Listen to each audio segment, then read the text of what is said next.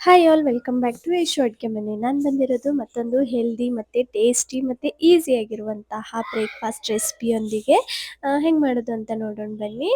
ಒಂದು 2 ಎಗ್ನ ತೊಗೊಂಡಿದ್ದೀನಿ, ಒಡೆದು ಹಾಕಿ ಅದರಲ್ಲಿ ಸಣ್ಣದಾಗಿ ಕಟ್ ಮಾಡ್ಕೊಂಡಿರುವಂಥ ಆನಿಯನ್, ಸಣ್ಣದಾಗಿ ಕಟ್ ಮಾಡ್ಕೊಂಡಿರುವಂಥ ಟೊಮ್ಯಾಟೊ, ಸಣ್ಣದಾಗಿ ಕಟ್ ಮಾಡ್ಕೊಂಡಿರುವಂತಹ ಗ್ರೀನ್ ಚಿಲ್ಲಿ ಮತ್ತು ಸಣ್ಣದಾಗಿ ಕಟ್ ಮಾಡ್ಕೊಂಡಿರುವಂಥ ಕೊತ್ತಂಬರಿ, 1 ಸ್ಪೂನ್ ಬ್ಲ್ಯಾಕ್ ಪೆಪ್ಪರ್, ಹಾಗೆ ರುಚಿಗೆ ತಕ್ಕಷ್ಟು ಉಪ್ಪು ಹಾಕಿ ಚೆನ್ನಾಗಿ ಮಿಕ್ಸ್ ಮಾಡಬೇಕು. ಚೆನ್ನಾಗಿ ಮಿಕ್ಸ್ ಮಾಡಿದ ಮೇಲೆ ಇವಾಗ ಅದನ್ನು ಸೈಡಿಗೆ ಇಟ್ಟು ಸ್ಟವ್ ಹಚ್ಕೊಂಡು ಸ್ಟವ್ ಮೇಲೆ ಒಂದು ಪಾತ್ರೆ ಇಟ್ಟು 1 ಸ್ಪೂನ್ ಅಷ್ಟು ಎಣ್ಣೆ ಹಾಕಿ ಎಣ್ಣೆನ ಚೆನ್ನಾಗಿ ಕಾಯ್ದಾದ್ಮೇಲೆ ನಾನು ಬ್ರೆಡ್ ತೊಗೊಂಡಿದ್ದೀನಿ. ಬ್ರೆಡ್ನ ಈ ಥರ ಕಟ್ ಮಾಡಿ ಹಾಕಿದ್ದೀನಿ.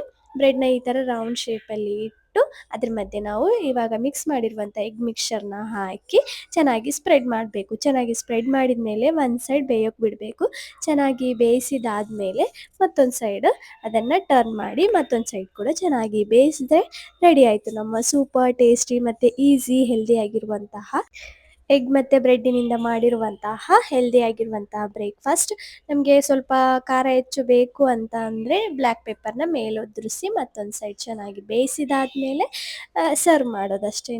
ಮಾರ್ನಿಂಗ್ ಟೈಮಲ್ಲಿ ನಮಗೆ ಟೈಮ್ ಇಲ್ಲ ಅಂದರೆ ಈ ಥರ ಒಂದು 2-3 ನಿಮಿಷದಲ್ಲಿ ಮಾಡುವಂತಹ ಈ ರೆಸಿಪಿನ ಖಂಡಿತವಾಗ್ಲೂ ಟ್ರೈ ಮಾಡಿ.